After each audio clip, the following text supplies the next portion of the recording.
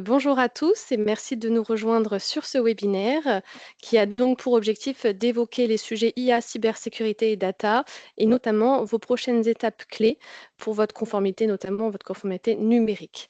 Et donc aujourd'hui, on a le plaisir de recevoir Mathias Avocat et notamment Garance qui va du coup se présenter. Je vous laisse prendre la parole pour parler de ce sujet. Merci beaucoup, ravi d'être avec vous en cette fin de matinée. Donc oui, nous avons choisi avec Dastra de vous parler de l'IA, de la cybersécurité et de la data et d'évoquer avec vous les enjeux de conformité qui sont extrêmement importants dans ces textes qui sont des textes piliers de tout organisme privé ou public. Et ça permet aussi de faire un lien avec l'ouvrage que nous avons écrit au cabinet qui s'appelle effectivement IA, cybersécurité et data, garantir la conformité numérique qui, effectivement, vous verrez, il y a aussi certains extraits de l'ouvrage qui a eu le prix cybersécurité. Merci beaucoup.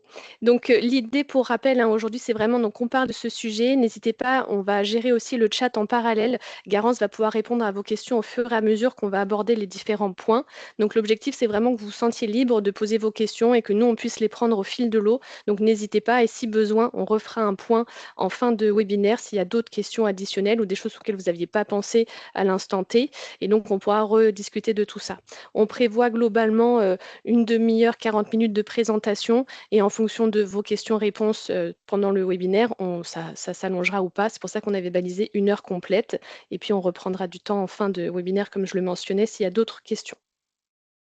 Donc, si c'est bon pour tout le monde, eh ben, on va pouvoir démarrer. Donc, je vous laisse débuter, Garance, allez-y. Merci beaucoup. Donc, alors là, effectivement, les slides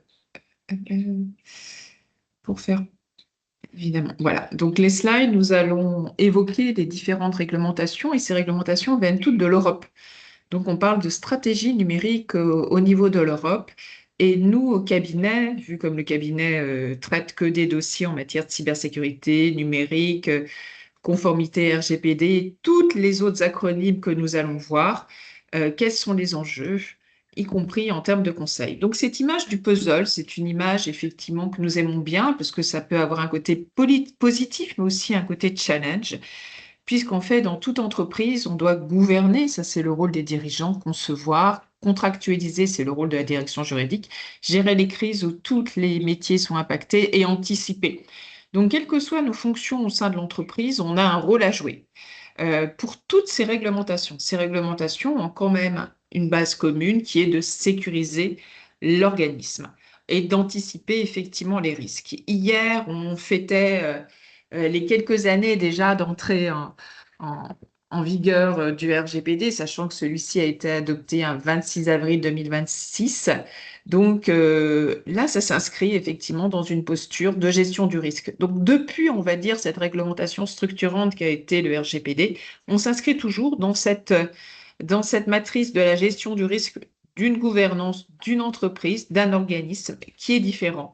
Et là, on a chacun et chacune une maîtrise, une matrice d'organismes différents. Donc à prendre en compte, et cette idée du puzzle peut aussi aider à se projeter en ce monde complexe. Donc je disais effectivement un pilier de la stratégie numérique européenne. Ce pilier est fondateur parce qu'il traite de la cybersécurité. Donc, je ne reviendrai pas sur le rapport publié par la CNIL la semaine dernière qui énonçait les risques de cyberattaque et l'évolution exponentielle de la cyberattaque, la gestion des données, mais pas que données à caractère personnel. Bien entendu, la protection des données à caractère personnel se lie en filigrane dans toutes les réglementations. L'intelligence artificielle qui chamboule, parce que l'intelligence artificielle prend en compte l'éthique. Et là, pour la juriste que je suis, l'avocat que je suis, a été effectivement un changement aussi culturel. La régulation des services et des marchés numériques, c'est tout ce qui s'appelle DSA, DMA, on est tous confrontés en termes de citoyens avec les différents deepfakes, fake news ou autres, donc une vigilance accrue. Donc toutes ces réglementations, et là, effectivement, elles ne sont pas exhaustives. Ça fait l'objet d'un levier d'innovation. Ça, c'était une volonté. On reviendra dessus un peu plus quand on évoquera les projets de la Commission européenne. Un levier d'innovation et protecteur des libertés et des droits fondamentaux.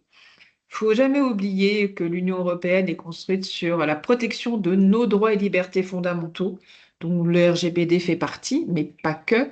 Le respect de la vie privée, effectivement, le contrôle humain dans l'intelligence artificielle, la régulation des services par rapport au marché et par rapport à nos droits, mais aussi le levier d'innovation. Donc, c'est comment on trouve une balance entre toujours être protecteur de la vie privée, des libertés et toujours être en capacité d'innover, de ne pas prendre du retard sur ce marché et sur ces marchés par rapport à nos concurrents, que ce soit les Américains ou les Asiatiques. Alors, quand on est chef d'entreprise, quand on est DPO, quelle que soit la structure qu'on a, qu'on est responsable de la conformité, quand on voit ce tableur, on prend peur, il n'y a pas d'autre mot. Alors, même s'il a été fait d'un point de vue graphisme assez, on va dire, design, on voit qu'il y a une masse de réglementation qui est très importante. C'est-à-dire comment on fait face, compte tenu aussi de la restriction des moyens au sein des entreprises, des organismes, pour appliquer toutes ces réglementations. Alors, ces réglementations, en plus, sont diverses et variées, c'est-à-dire qu'on a des réglementations qui touchent l'économie, la concurrence avec le Digital Market Act. On a NIS 2, où en France, ce n'est toujours pas transposé. Donc, comment évoquer au sein d'abord d'une transposition qui a quelques années de retard?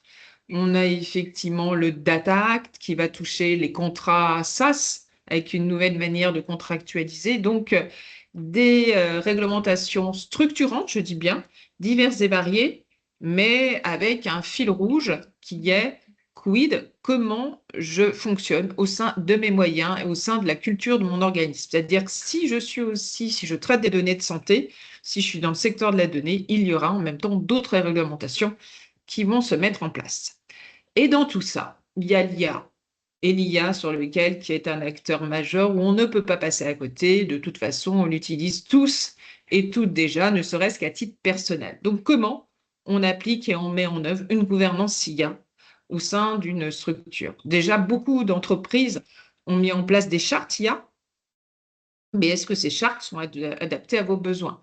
Et qui est en charge de l'IA aussi au sein de l'entreprise, hein? Pas spécialement le DPO, ça peut être un comité IA ou un comité éthique. Donc, on verra un peu plus ces réglementations et comment faire face avec ce qu'appelle le marketing des quick wins. Voilà, en tout cas, des best practices pour essayer de ne pas se noyer dans ce champ réglementaire.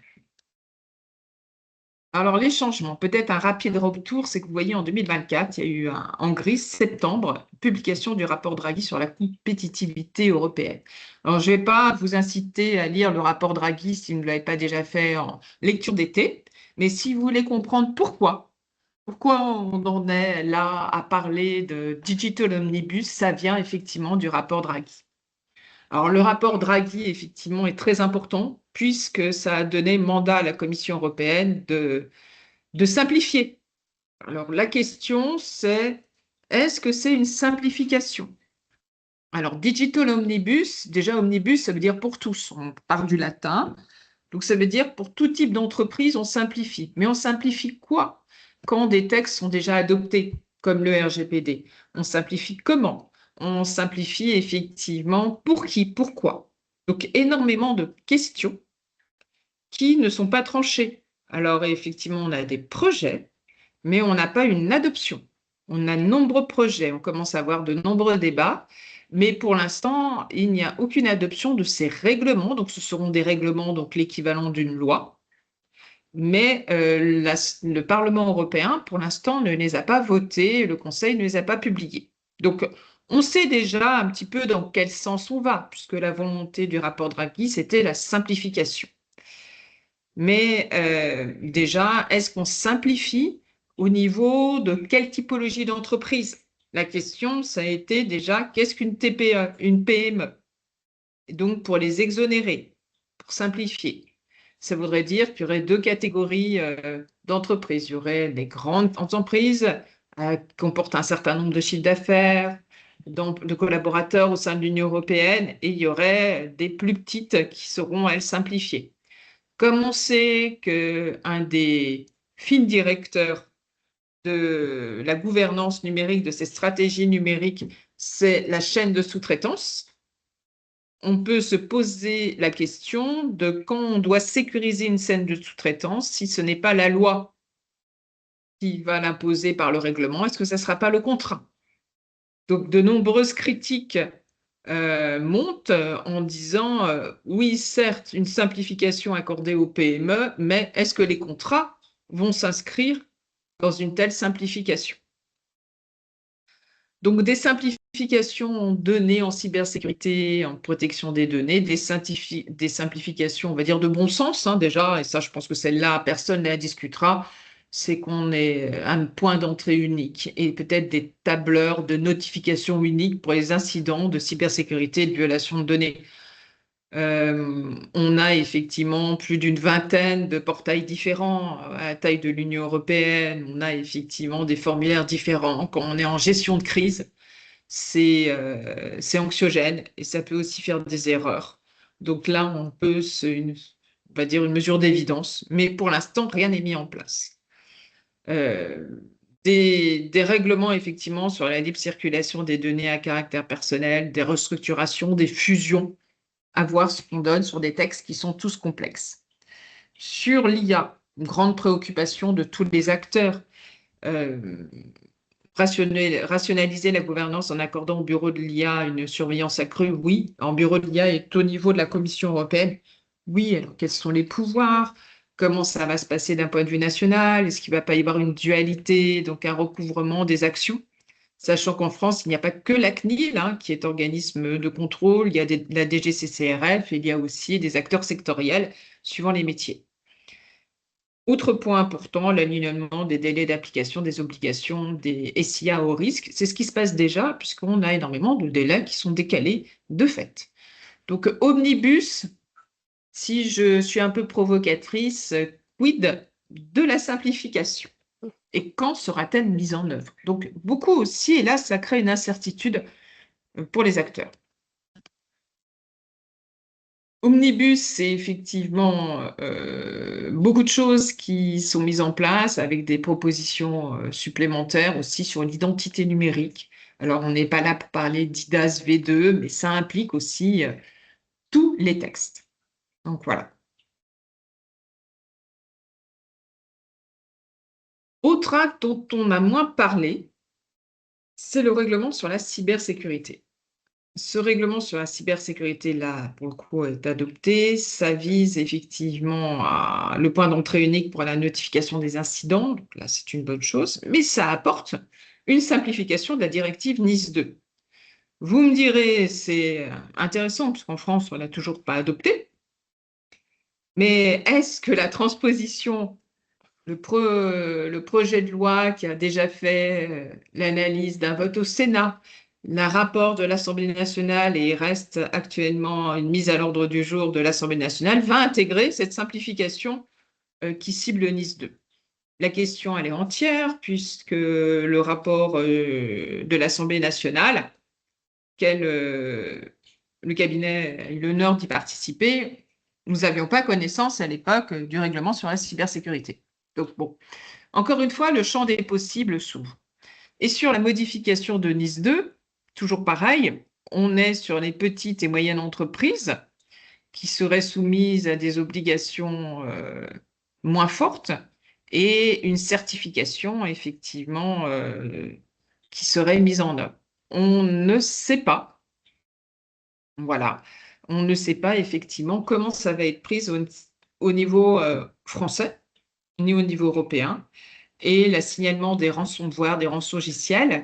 La proposition introduit une collecte de données harmonisée. Alors, il faut savoir d'un point de vue purement pragmatique, vu comme au cabinet faisons de la cybercriminalité, nous avons déjà des signalements de rançongiciels dans le cadre des dépôts de plainte. Il ne faut pas oublier qu'il y a un parquet à compétence exclusive nationale qui s'appelle J3 et qui effectivement se coordonne dans le cadre du signalement et de la lutte contre les rançongiciels. Donc, et s'il y a une rançon qui a été payée, il y a effectivement des formulaires qui existent d'ores et déjà. Donc, vous voyez en ce début de webinaire beaucoup de questions, d'interrogations par rapport au flux de réglementation et par rapport à cette simplification. Et encore une fois, quid de cette simplification, notamment par rapport au RGPD? Mm. Justement, Garance, c'était une de mes questions. Comment vous, Oui. avec le cabinet, vous appréhendez justement tous ces changements? Est-ce que vous voyez, là, comme vous l'avez dit pour Nice 2, déjà des choses qui émergent ou est-ce qu'on est vraiment plutôt actuellement dans le run des réglementations déjà existantes ou vraiment est-ce qu'on a des acteurs qui prennent en considération tous ces changements qui arrivent? Alors, pour nous, en tant que conseil, on doit dire, c'est notre devoir de conseil, d'expliquer à l'entreprise par rapport à son secteur d'activité ou à l'organisme, hein, privé ou public, quels sont les changements qui arrivent. Voilà, c'est très important. On a un rôle de veille et on a un rôle d'adaptation qui est effectivement extrêmement pertinent. Pour information de mon côté, à titre personnel, j'ai travaillé à Bruxelles pendant de nombreuses années. Donc, on suit de très près les adoptions, les changements, les consultations, les appels à contribution. Alors, je sais que c'est quelque chose d'extrêmement chronophage, mais d'extrêmement intéressant de lire tout ce qui est appel à contribution, voire d'y participer. Ça fait avancer effectivement le terrain. Mais d'un point de vue opérationnel, il y a certaines mesures qu'on sait qu'il y aura certainement l'unanimité, d'autres où on peut effectivement se questionner et les associations aussi sont là. Titre personnel, je suis administratrice de la FCDP où on participe Mhm. aussi à Omnibus. Je suis administratrice du CLUSIF où on suit de très très près Nice 2. Donc il y a des enjeux aussi où même si les textes ne sont pas adoptés, on voit dans quel sens. Par exemple, pour Nice 2, sur la proposition de loi française, on prend en compte déjà des statuts particuliers pour les administrations, pour les collectivités et donc pour les petites entreprises. Il y avait déjà des situations qui sont prises en compte. Mais ça fait partie effectivement de ce devoir de conseil lié à ma profession. D'accord. Donc vous diriez que vous êtes plus dans l'impulsion que l'inverse, c'est-à-dire que les personnes que vous accompagnez ne sont pas vraiment en amont de phase, ils attendent plutôt votre veille sur ce sujet. Alors, je suis dans l'impulsion en tant que conseil, hein. Oui, oui, oui, vous, C'est-à-dire, je oui, suis mais vraiment pas dans le. l'impulsion, on ne subit pas. Il n'y a rien de Oui, pire oui, que de bien sûr. subir. Non, Voilà. tout à fait. Rien de pire que Tout de à fait. subir, ne serait-ce que d'anticiper, par exemple, la mise à jour des contrats SaaS. Je prends un exemple, mais vous êtes tous concernés, hein. La mise à jour des contrats SaaS concernant le Data Act, avec une possibilité de résiliation. Enfin, il y a énormément de modifications contractuelles. Tout à fait. Voilà. Je vous donne une petite boîte à outils qui est peut-être pas connue, ou trop, et si vous la connaissez, tant mieux. Ça a été fait par le travail de l'ENISA. Il faut souligner aussi le travail des institutions pour accompagner la mise en œuvre de ces réglementations qui sont complexes. Et là, ça permet effectivement d'avoir une approche, d'identifier, d'évaluer, d'atténuer les risques. Alors, c'est très évaluation de risques, mais ça permet de présenter et d'avoir des évaluations sur certains types d'équipements. Il y a deux évaluations, mais ça peut aussi être source d'inspiration par rapport à votre métier. Voilà, vous aurez les slides dans tous les cas.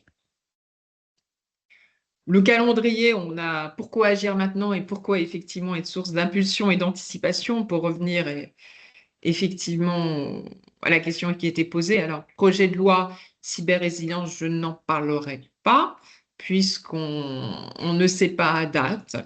On sait juste que ça transpose trois textes qu'on a tendance à oublier. On parle que de Nice 2, mais si un texte que pour les entreprises qui font de la sûreté ou autre qui est très important, qui s'appelle REC, mais ces entreprises se reconnaîtront.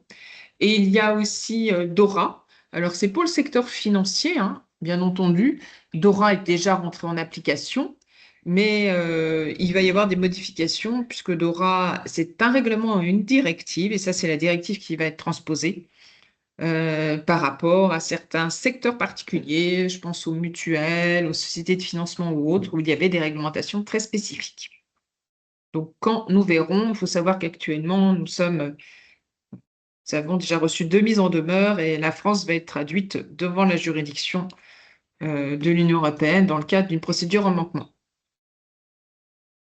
Autre texte dont on parle moins, j'ai commencé à vous en parler un petit peu à bâton rompu sans slide, c'est le Data Act. Alors, je ne sais pas si vous avez déjà entendu parler du Data Act, secteur public, secteur privé, vous êtes concernés.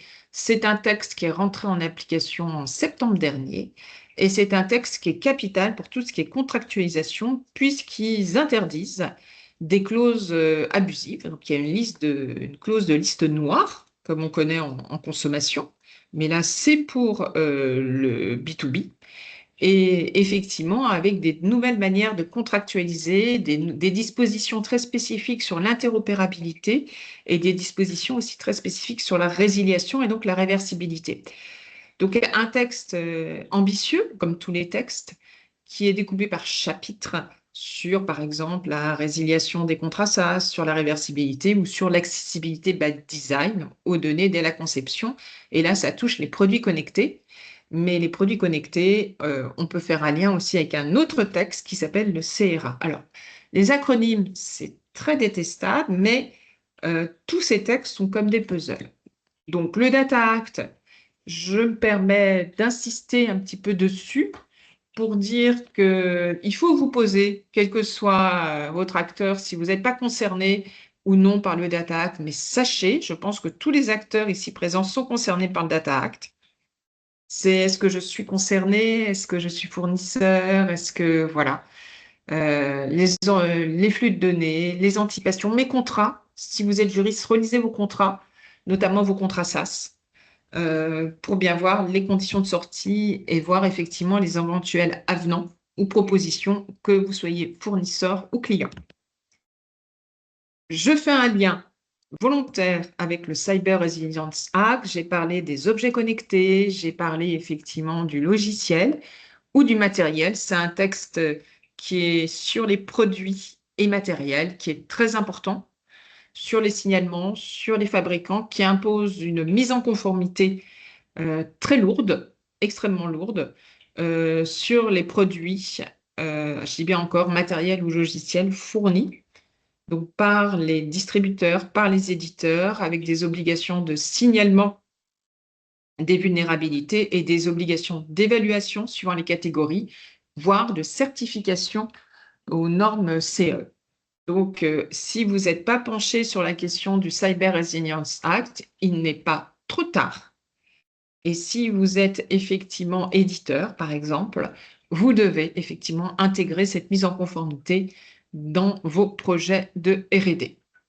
Un règlement extrêmement structurant. Comme le Data Act, on en parle un peu moins, peut-être parce que la complexité du texte peut avoir un côté anxiogène, mais il faut vous plonger dedans.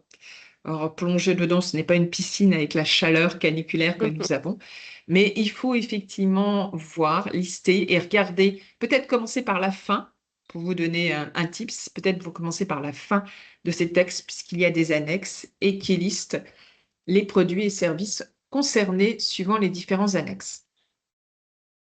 Si vous voulez en savoir plus, notamment, vous voyez, déjà, les différentes tailles d'entreprise sont prises en compte par ces textes, indépendamment d'Omnibus. Je vous ai mis des liens sur toutes les textes émis par la Commission qui vous permettent de remplir votre conformité au CRA, qui est un texte vraiment fondateur et qui a une volonté aussi d'aller au-delà de l'Union européenne, puisque tout acteur qui voudrait distribuer ses produits en Europe va devoir être conforme au CRA. Et la charge de la responsabilité se portera sur son distributeur.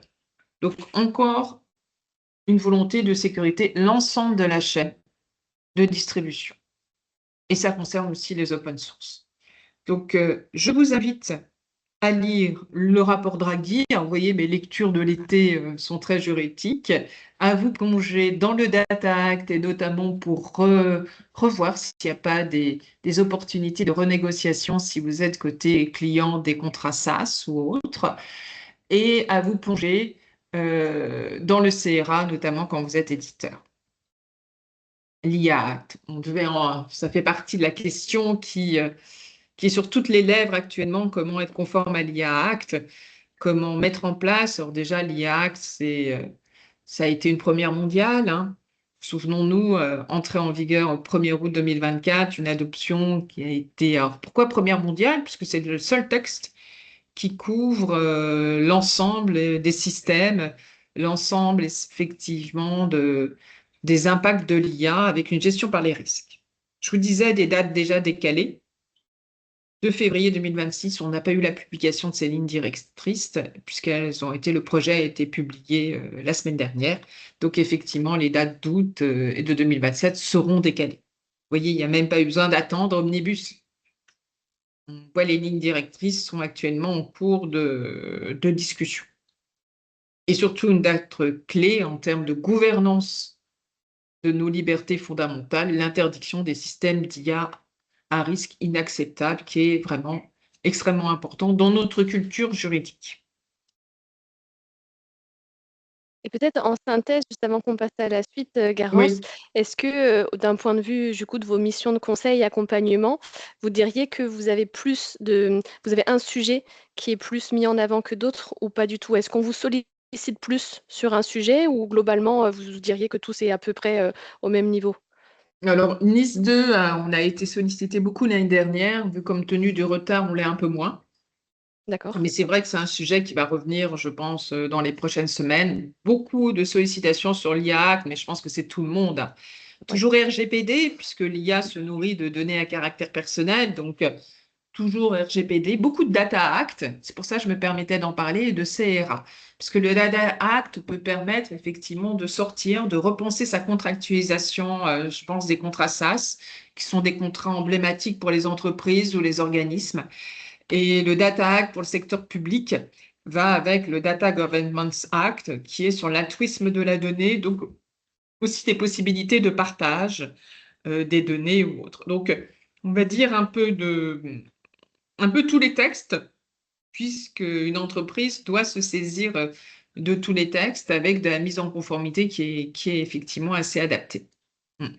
Et on fait souvent partie aussi en tant qu'avocat, comme on a notre déontologie ou autre. Enfin, ce matin, j'avais un exemple on participait à un comité d'éthique pour aider sur des travaux de recherche, pour le coup, voir où on mettait la gouvernance par rapport au respect des droits et libertés fondamentaux, D'accord. donc une posture plus éthique. Ce qui peut être aussi intéressant, puisque l'IA fait évoluer les pratiques de tout le monde et les métiers aussi, les lignes des métiers bougent. Et là, je pense que ça peut être aussi intéressant que chaque métier se remette en cause.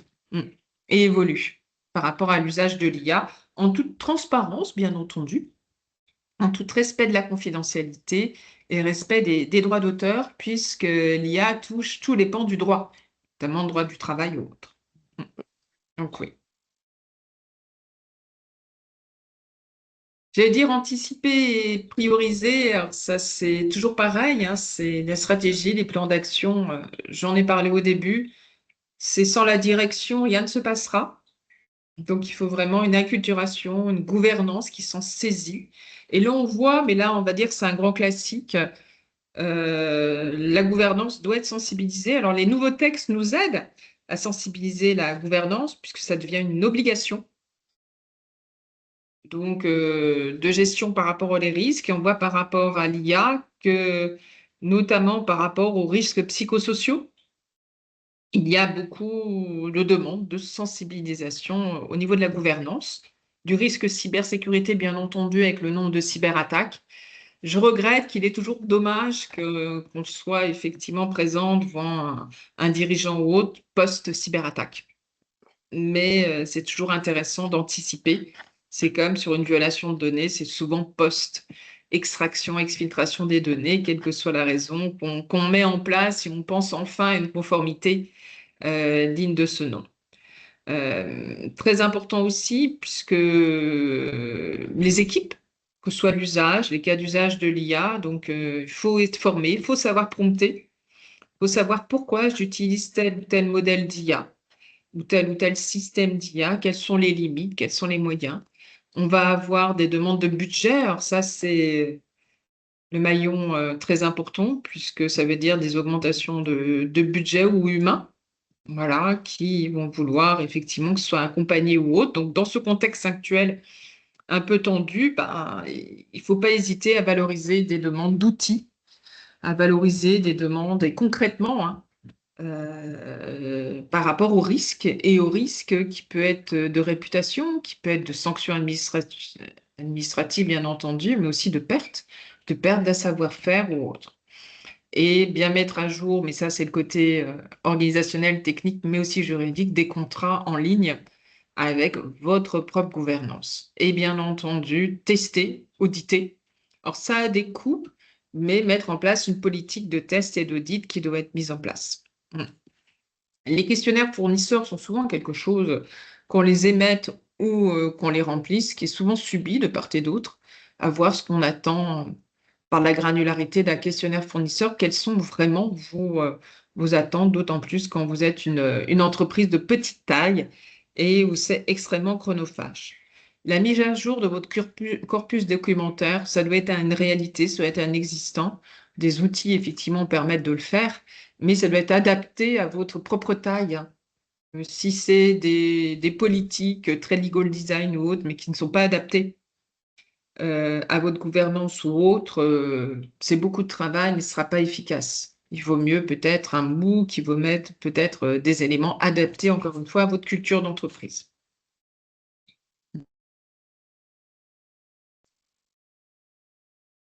Tout à l'heure, en début de webinaire, je parlais d'un ouvrage. Donc, l'ouvrage que nous avons écrit en équipe du cabinet, nous l'avons choisi extrêmement pragmatique. Et là, je me permets de vous projeter quelques captures d'écran, des illustrations sur les thématiques, sur des recommandations, sur les différents chapitres, que ce soit mettre en place une gouvernance, IA, cybersécurité ou autre. Vous voyez, on a globalisé. On a analysé tous les textes d'un point de vue transverse afin de vous poser les bonnes questions. Et notamment, vous voyez, là, j'ai pris le focus de la gouvernance, donc de la sensibilisation, en se posant des enjeux pragmatiques par rapport à votre société. Et en mettant en exergue, puisque souvent, les comités de direction, les dirigeants ont besoin de savoir quelle est la sanction. Donc, ces sanctions sont conséquentes, hein. Conséquentes. Et si on vous répond, mais quel acteur de mon secteur d'activité n'a pas été sanctionné? Alors, autant pour le CRA ou autre, on ne trouve pas, mais autant que dans le cadre du préjudice de réputation ou du risque sur la protection des données, là, on a tous les secteurs d'activité qui ont déjà fait l'objet d'une sanction par une autorité de contrôle française ou d'un autre pays. Pareil, concevoir, donc là, n'oubliez pas, y compris sur l'IA, c'est quelque chose qu'on met rarement peu en exergue, c'est les exigences environnementales. Elles sont prévues dans le RIA, on parle de FLOPS par rapport au modèle, mais c'est important de prendre en compte le caractère énergivore de l'IA et notamment par rapport à l'eau. Il y a énormément d'études sur la consommation hydraulique des data centers ou autres, et ça fait partie des questions qu'on peut poser, même si tout ce qui est RSE aussi va être impacté par une simplification, mais ça fait partie aussi des bons réflexes à avoir, de se poser la question sur quelles exigences environnementales, indépendamment de savoir où est la chaîne de sous-traitance en Europe ou non. Contractualiser, alors en tant qu'avocat, je vais vous dire, c'est la clé de la confiance, un contrat, que ce soit du NDA qui reste un contrat, et peut-être en TIPS ou en win-win, peut-être dans le cas des NDA, pardon, relisez-les, puisqu'il est très important, compte tenu de l'usage de l'IA, qu'on intègre l'IA dès le NDA. Je ne suis pas pour empêcher l'usage de l'IA, je suis pour l'encadrer, le contrôler.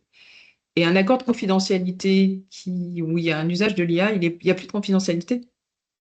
Donc, n'oubliez pas, sur ce document qui est souvent utilisé à la main des équipes business, peut-être de le modifier pour intégrer votre conformité IA. Ça, c'est quelque chose qu'on oublie et ça permet effectivement d'anticiper des risques. Et l'accord de confidentialité est un document qu'on a tous et toutes, donc bien prendre en compte l'IA dans les NDA. J'ai fait un zoom, effectivement, on a fait un zoom dans le cadre de l'écriture sur le cas des éditeurs, des rachats d'éditeurs. C'était un cas emblématique, VMware, Broadcom. Le Data Act peut permettre une solution, notamment sur la sortie, la résiliation sur la sortie et la reprise des données. Donc, des textes européens ont pris en compte, effectivement, cette dépendance, cette chaîne de dépendance à des grands acteurs économiques pour pouvoir tenter de sortir et de préserver ses intérêts. À chaque fois, on a cette sécurité, que ce soit IA, cybersécurité, données, qui se rejoignent. Très important, l'image du puzzle, c'est aussi construire, on va dire, votre cartographie, votre puzzle, pour le coup, qui doit être fini, voilà, et qui doit correspondre à votre gouvernance. Les crises. Alors, les crises, tout le monde a peut-être connu une crise, que ce soit une crise aussi, alors des crises, ça peut être des crises cyber, mais ça peut être des crises aussi dans le cadre d'enquête interne, dans le cadre de gestion des salariés, où on va devoir collecter des preuves qui sont des preuves numériques. Comment on collecte ces preuves quand il y a des données à caractère personnel? Comment on répond à des droits d'accès qu'on dit souvent instrumentalisés dans le cadre d'un pré-contentieux? Donc, ce sont des problématiques où, en tant qu'avocat, c'est notre quotidien, la crise ou anticiper la crise. Et c'est vrai qu'il y a des déclinaisons qui sont données par le cadre réglementaire et qui sont là protecteurs. Voilà, sans jamais oublier la présomption d'innocence et les droits de la défense. Là, j'ai une posture volontairement contentieuse, mais quand on a des crises, on parle souvent de dépôt de plainte, donc on est en contentieux. Et quand il y a des crises, le dépôt de plainte pour la victime est nécessaire pour avoir la qualité de victime. Un dépôt de plainte sans ne donnera jamais la qualité de victime. Et il y a effectivement des enjeux sur un dépôt de plainte. Et gérer les incidents et remédier, qu'il y ait des données à caractère personnel ou non, veut dire aussi communiquer. Et qu'est-ce que je dis? Comment? Pour rassurer la confiance. Alors, le contrat avant est l'instrument de confiance, mais une parole, vous voyez, là, je m'éloigne volontairement du contrat, une parole donc écrite ou une communication orale au sein de l'entreprise est très important. Et pour ceux et celles qui ont des CSE, ne jamais oublier aussi le rôle des instances représentatives du personnel. Ça, c'est effectivement, y compris dans l'IA, il faut savoir, pareil, je fais peut-être un tips, que quand vous mettez en place de l'IA au sein de votre entreprise, même si c'est à titre d'expérimentation, quand vous avez un CSE, celui-ci doit être informé et consulté. Anticiper. Alors, l'anticiper, c'est vraiment, on essaye, hein. On essaye de ne pas être en retard, on essaye d'anticiper, on fait avec les moyens comme on peut. Peut-être des sujets dont on aborde un peu moins. On parle souvent d'OSINT. Alors, l'OSINT, c'est la collecte sous source ouverte. On parle souvent beaucoup de choses dans le cadre de l'OSINT, des données. L'OSINT fait l'objet d'un encadrement. Il y a vraiment un cadre qui existe déjà. On parle maintenant de post-quantique. Alors, c'est des sujets d'avenir. Peut-être certaines de vos sociétés travaillent déjà dessus. Donc, on est sur de l'innovation. Et le juriste est déjà là pour pouvoir répondre à ces questions et pour pouvoir vraiment anticiper dans le cadre de la proactivité et bien préserver l'innovation, on va dire, de nos entreprises, toujours avec cet équilibre avec les droits fondamentaux qui ne sont pas annihilés. C'est toujours une balance qui doit être mise en place et justifiée. En droit, en RGPD, quand il y a motif d'intérêt légitime, on parle de mise en balance des intérêts d'une manière beaucoup plus globale. Je parlerai de mise en balance des intérêts d'une entreprise par rapport au respect des droits des collaborateurs, au respect des engagements fournisseurs qui doit être défini. C'est vraiment la colonne vertébrale, l'éthique, qui doit être extrêmement importante. Voilà, en quelques mots, peut-être, compte tenu effectivement, nous sommes 22 personnes, de laisser peut-être du temps aux questions, au raisonnement. On est allé un peu plus vite, mais c'était aussi volontaire de notre part.